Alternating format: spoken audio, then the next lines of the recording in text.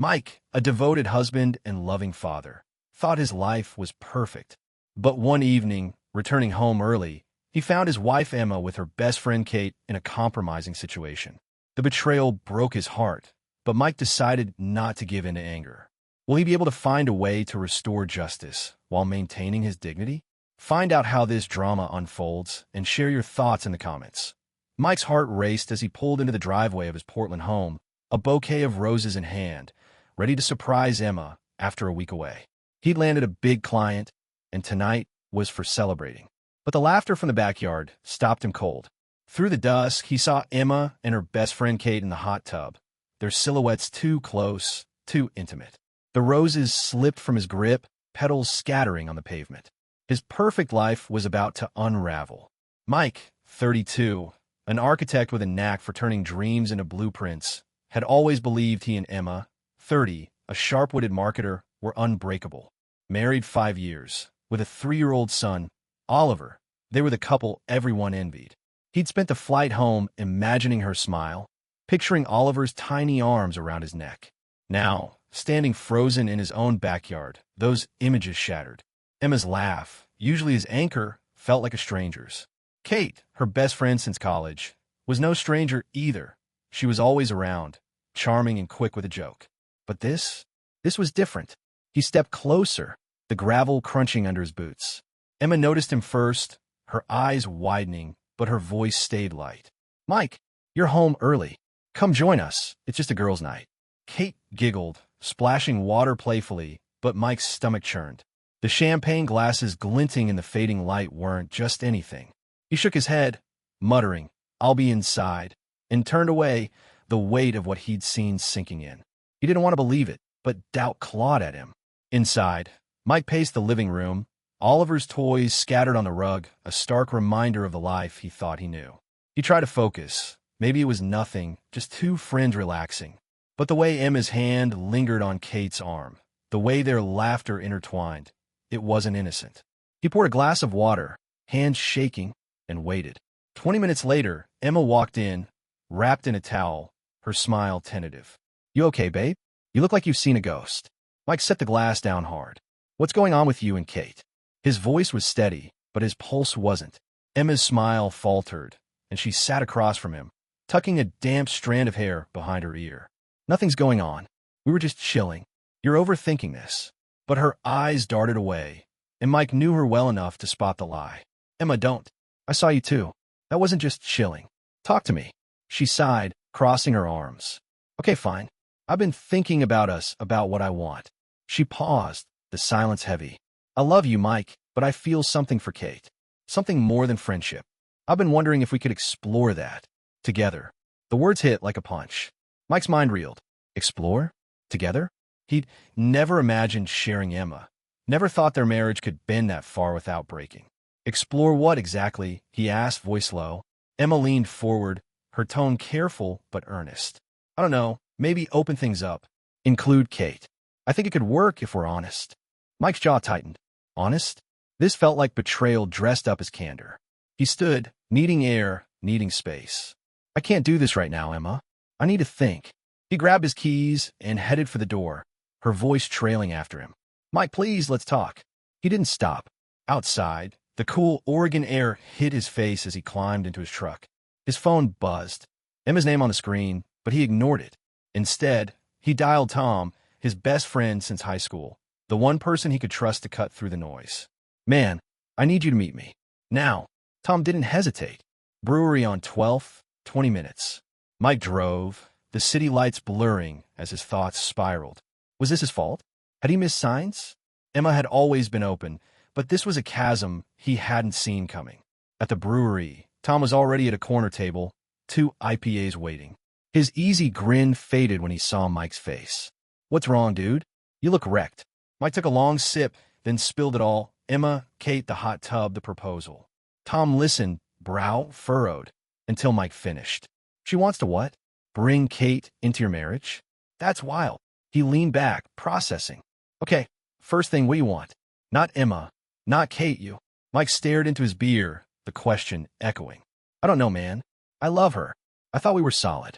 But this, it's like I don't even know her." Tom nodded, his voice steady. You don't have to decide tonight. But you need to figure out your line, Mike. If this crosses it, you gotta say so. Otherwise, it'll eat you alive. Mike nodded, but the weight didn't lift. He knew Tom was right, but the path forward was a fog of anger, love, and betrayal. Driving home, Mike's phone lit up again. Emma, texting, I'm sorry. Can we talk?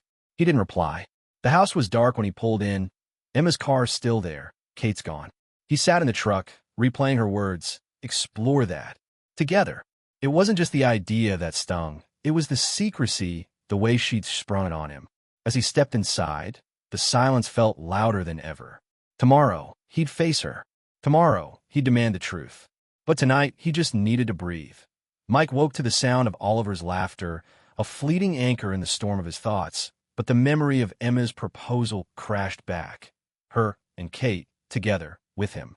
He'd barely slept, her words looping in his mind like a bad song. Today, he'd face her, but the truth he craved felt like a trap waiting to spring.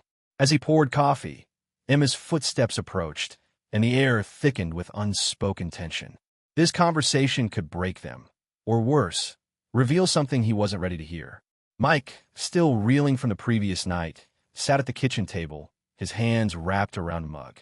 Oliver was with Emma's parents for the weekend, a small mercy that gave them space to confront this. Emma entered, her movements hesitant, and sat across from him. Mike, I'm sorry about last night, she started, her voice soft but deliberate. I didn't mean to blindside you. Mike's grip tightened on the mug. Then why did you? You dropped this bomb about Kate, about exploring, and expect me to just roll with it. Emma leaned forward, her eyes searching his. I wasn't trying to hurt you. I've been feeling stuck, I guess. Kate and we've always had this connection, and I thought maybe we could be open, try something new. I love you, Mike. That hasn't changed. Her words sounded sincere, but they cut deeper than she knew. Mike shook his head, frustration bubbling. A connection? Emma, you're talking about changing our marriage. You can't just throw that out and call it love. The room felt smaller, the air heavier. Mike stood, pacing to keep his thoughts from spiraling. Is there something going on already? You and Kate, has it started? Emma's hesitation was brief, but telling. No, she said quickly. It's just feelings, nothing physical. I swear. But her quick denial didn't land right. Mike's get twisted. Swear?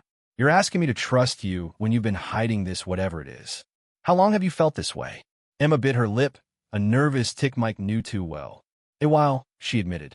Since before we got married, honestly. Kate and we had something back in college. It was brief before you and I met. I thought it was over, but being around her lately, it stirred things up. Mike froze, the revelation like a jolt of electricity. You had a thing with her? And you never told me? His voice rose, not in anger, but in disbelief. Emma, we built a life together. A son.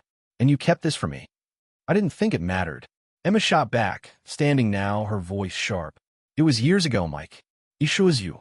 I married you. But now, I don't know. I feel like I'm missing something. Her honesty was raw, but it didn't soothe him. It burned. Mike turned away, staring out the window at the gray Portland morning. Missing something, he echoed. So what am I? Not enough. The silence that followed was deafening, her lack of an answer louder than words. Mike's phone buzzed, breaking the tension. A text from Tom. You good? Need to talk. He ignored it, his focus locked on Emma. I need to know everything, he said, his voice low, controlled. No more half-truths. We want. Really? Emma took a deep breath, her hands clasped tightly. I want us, Mike, but I also want to explore what I feel for Kate. I thought maybe we could find a way to make it work, all of us. I know it's a lot, but I don't want to lose you. The idea of all of us made Mike's skin crawl. He loved Emma, but this wasn't the partnership he'd signed up for. And if I say no? He asked, his eyes locked on hers. Emma's face softened, but her words were firm. Then we figure out what's next. But I need you to be honest, too. The challenge hung between them, a line drawn in the sand. Mike felt the weight of it. Say yes and lose himself. Say no and risk losing her. He needed air, perspective. I'm going for a drive, he said, grabbing his jacket. Emma nodded, her expression unreadable. As he stepped outside, his phone buzzed again, a notification from a mutual friend, Jenna. Heard Emma and Kate are planning a weekend trip to Seattle. You cool with that? Mike's blood ran cold. A trip? Without telling him? He climbed into his truck, the engine roaring to life as his mind raced. Was Emma lying about nothing physical? Was this exploring already happening behind his back? Mike drove aimlessly, the city blurring past. He called Tom, his voice tight. She had a thing with Kate in college. Never told me. And now I hear they're planning a trip together. What the hell do I do? Tom's response was immediate. Confront her, man. But don't lose your cool. Get the facts, then decide your move. You deserve the truth. Mike nodded to himself, resolve hardening. He turned the truck toward home. Emma had some explaining to do, and he wasn't waiting another day. Mike's truck screeched to a halt in the driveway, his pulse hammering as Jenna's text burned in his mind. Emma and Kate planning a secret trip to Seattle. The betrayal cut deeper than Emma's proposal, sharper than her hidden past with Kate. He'd trusted her, built a life with her, and now she was sneaking around? He stormed toward the house, ready to demand answers, but a nagging fear whispered, what if the truth broke them for good? This confrontation would change everything. Inside, Emma was on the couch, scrolling through her phone. She looked up, startled by Mike's abrupt entrance. You're back already? She asked, her voice cautious. Mike didn't sit. He stood, arms crossed, his tone clipped. Why didn't you tell me about the Seattle trip with Kate? Emma's eyes widened, her phone slipping to her lap. What? How did you? She stopped, realizing her mistake. Mike's jaw tightened. Jenna told me. So what's the deal, Emma? You planning a weekend getaway behind my back? Emma stood, her hands raised defensively. It's not what you think. It's just a trip, Mike. A girl's weekend. I was going to tell you tonight. Her words sounded rehearsed, and Mike wasn't buying it. Before or after you told me about your college fling with Kate, or your idea to explore things with her. His voice rose, frustration spilling over. You're keeping secrets, Emma. First your past, now this. What else aren't you telling me? She flinched, but her voice stayed steady. I didn't tell you about the trip because I knew you'd react like this. You're blowing it out of proportion. Kate and I are friends. Yes, I have feelings for her, but I haven't acted on them. I wouldn't do that to you. Mike laughed bitterly, pacing the room. Wouldn't do that? You're planning secret trips and asking to open our marriage. How am I supposed to trust you? The air crackled with tension, each word a step closer to a breaking point. Emma took a step toward him, her eyes pleading. Mike, I love you. I want us to work. The trip was just a chance to figure things out. I thought some time with Kate might clarify what I'm feeling. Mike stopped pacing, his anger giving way to a cold clarity. Clarify? So you're testing the waters with her while I'm here, raising our son, thinking we're solid? That's not love, Emma. That's betrayal. Her silence confirmed his worst fears. She wasn't denying it. He needed space, but running wasn't the answer anymore. Does Kate know about your feelings? He asked, his voice low. Emma hesitated, then nodded. I told her last week. She feels something too, but we haven't done anything. I swear. Mike's chest tightened. Kate knew. This wasn't just Emma's fantasy. It was mutual. And the trip, he pressed. Was that her idea or yours? Emma looked away. Hers. But I agreed. I thought it'd help me decide what I want. Mike's mind raced. A secret trip, mutual feelings. How far had this gone? He grabbed his phone and texted Tom. Need you at the brewery. Now. Then to Emma. I'm going out. We're not done, but I can't do this right now. She nodded, her eyes glistening, but didn't stop him. Mike drove to the brewery, the city's lights ablur. Tom was already there, a beer in hand. What now? He asked, reading Mike's face. Mike recounted the trip, Kate's involvement, the lies. Tom whistled low. That's rough, man. You gotta decide your line. Is this a deal breaker? Mike didn't answer right away. He sipped his beer, the bitterness mirroring his mood. I love her, Tom. But it's not just about Kate. It's the secrecy. I don't know who she is anymore. Tom leaned forward, his voice firm. Then you need the full truth. Talk to Kate. If she's in on this, you deserve to hear it from her. Mike nodded, the idea sparking resolve. Confronting Kate might shatter the fragile trust left, but he needed answers, no matter how much they hurt. The next morning, Mike called Kate, asking to meet at a coffee shop. She agreed, her voice nervous. At the shop, Kate sat across from him, fidgeting. Mike, I didn't mean for any of this, she started, but he cut her off. Did you know about Emma's feelings before last week? About the trip? Kate's silence was answer enough. I knew she felt something, she admitted. But I didn't push it. The trip was my idea, yeah, but only to talk things out. Nothing's happened, Mike. I respect you. Her words sounded genuine, but they didn't ease the sting. Then why keep it from me? Mike asked, his voice steady but sharp. Kate looked down. I didn't want to hurt you. Emma said she'd handle it. Mike leaned back, processing. Kate wasn't the villain, but she wasn't innocent either. If you respect me, stay away from her, he said. This ends now. Kate nodded, her face pale. I will. I'm sorry, Mike. He left the shop, his mind clearer, but his heart heavier. Emma's betrayal wasn't just a feeling. It was a plan, and Kate was part of it. Back home, Mike found Emma packing a bag. I'm going to my parents for a few days, she said, her voice quiet. I think we need space. Mike didn't argue. When you're back, we talk. All of it. No more secrets. She nodded, and as she left, Mike felt a shift. The love was still there, but trust was crumbling. He called his lawyer just to know his options. The future was uncertain, but one thing was clear.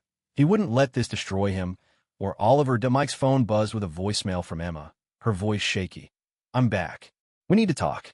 3 days of silence had left him raw, but Kate's confession and Emma's secret Seattle plans fueled his resolve. He wasn't just fighting for his marriage now. He was fighting for himself and Oliver. As he drove home, the weight of what came next pressed hard. Tonight, he'd demand the truth, and whatever Emma said would decide their future. The stakes had never been higher. Mike pulled into the driveway, his heart pounding. Emma was waiting in the kitchen, her hands clasped tightly, eyes red from crying. Mike, I'm so sorry, she started, but he raised a hand, cutting her off. No apologies yet. I talked to Kate. She told me everything. Her feelings, the trip, all of it. You've been planning this behind my back. So tell me, Emma, what's really going on? His voice was calm, but firm, a dam holding back a flood of anger. Emma's shoulders slumped, but she met his gaze. I messed up. I should have told you about Kate from the start.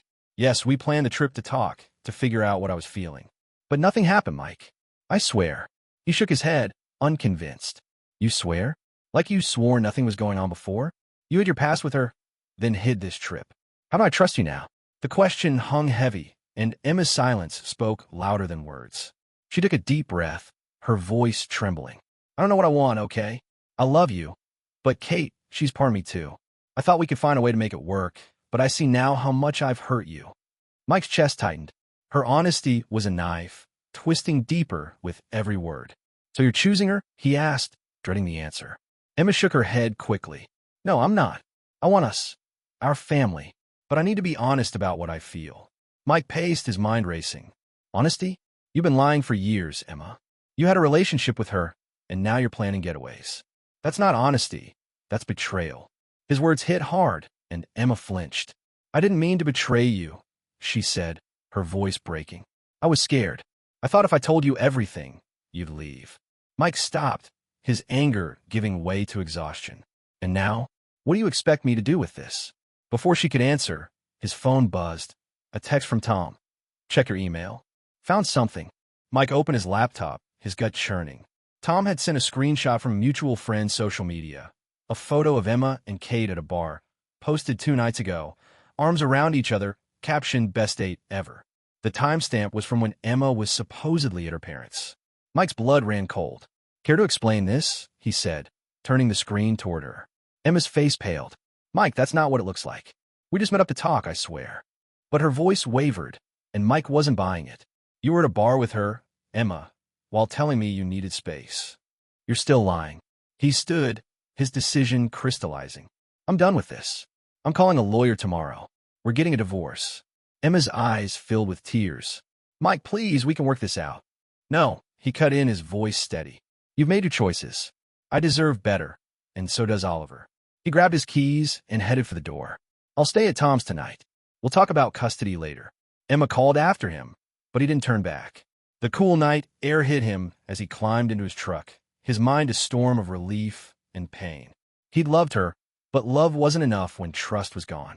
At Tom's place, Mike crashed on the couch, the weight of his decision settling in. Tom handed him a beer, his voice low. You did the right thing, man. You can't live like this. Mike nodded, staring at the bottle. I know, but it hurts like hell. Tom clapped his shoulder. You've got Oliver. You've got you. That's enough for now.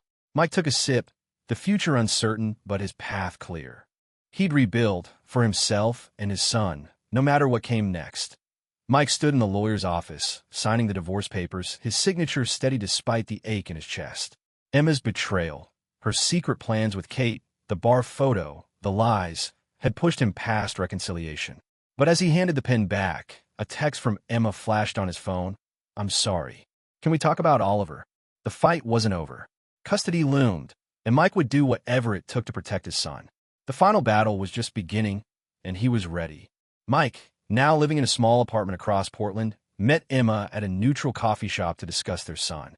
Oliver, oblivious to the storm, was with Mike's parents, his laughter a distant memory, keeping Mike grounded. Emma arrived, her posture stiff, her eyes avoiding his. "I don't want this to get ugly," she said, stirring her coffee. "I want joint custody. Oliver needs us both." Mike nodded, but his guard was up. "I agree, but no more secrets, Emma. He deserves better than that." She sighed, her voice low. "I know I messed up, Mike. I've ended things with Kate. She's moving to Seattle. I want to focus on being a good mom." Mike studied her, searching for sincerity. Her words sounded genuine, but trust was a ghost between them. "Why should I believe you?" he asked, his tone sharp. "You lied about her before." Emma leaned forward, urgent. "Because I've seen what this cost us. I'm in therapy now, working on myself. I won't let Oliver down." Mike wanted to believe her, for Oliver's sake, but doubt lingered. "Prove it," he said. "Show up for him. Every time, no excuses. If you slip, I'll fight for full custody." Emma nodded, her jaw tight. "I will." The agreement felt fragile, but it was a start. Mike's lawyer had warned that custody battles could drag, but he hoped Emma's commitment was real. For now, they settled on a temporary schedule, alternating weeks, with open communication about Oliver. Days later, Mike picked up Oliver from daycare, his son's small hand in his sparking a fierce determination. As they walked to the park, Oliver chattered about dinosaurs, unaware of the fractured world around him. Mike's phone buzzed, a message from Tom. "Heard Kate's gone. You holding up?" Mike replied, "Yeah, focusing on Oliver." At the park, he pushed Oliver on the swing, each laugh easing the weight of the past months. But a call from his lawyer interrupted the moment. "Emma's filed for joint custody," the lawyer said. "But there's something else.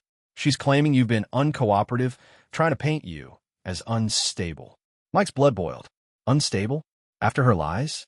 He clenched his fist, keeping his voice calm for Oliver's sake. "She's playing dirty. What's our move?"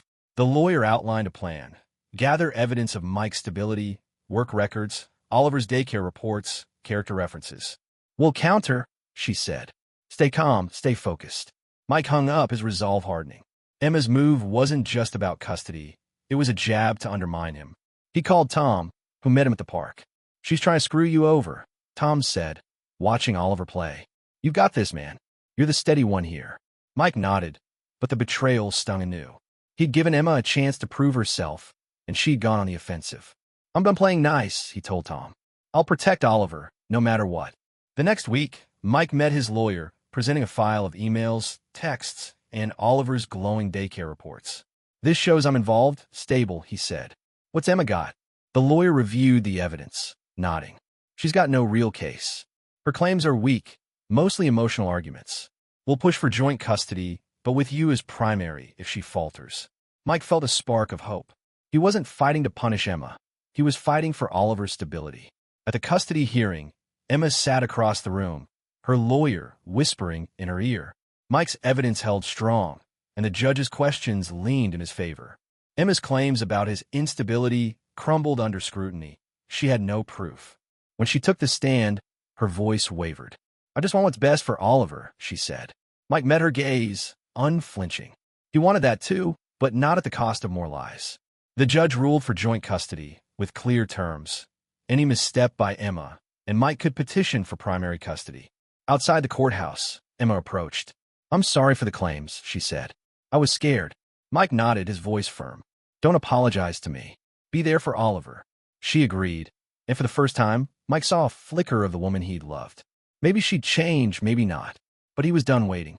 That evening, Mike took Oliver to the park again, the sunset casting long shadows. As Oliver ran to the slide, Mike felt a quiet strength. He'd faced betrayal, fought for his son, and come out whole. The road ahead wasn't easy, but with Oliver's hand in his, he knew he'd be okay. They'd be okay.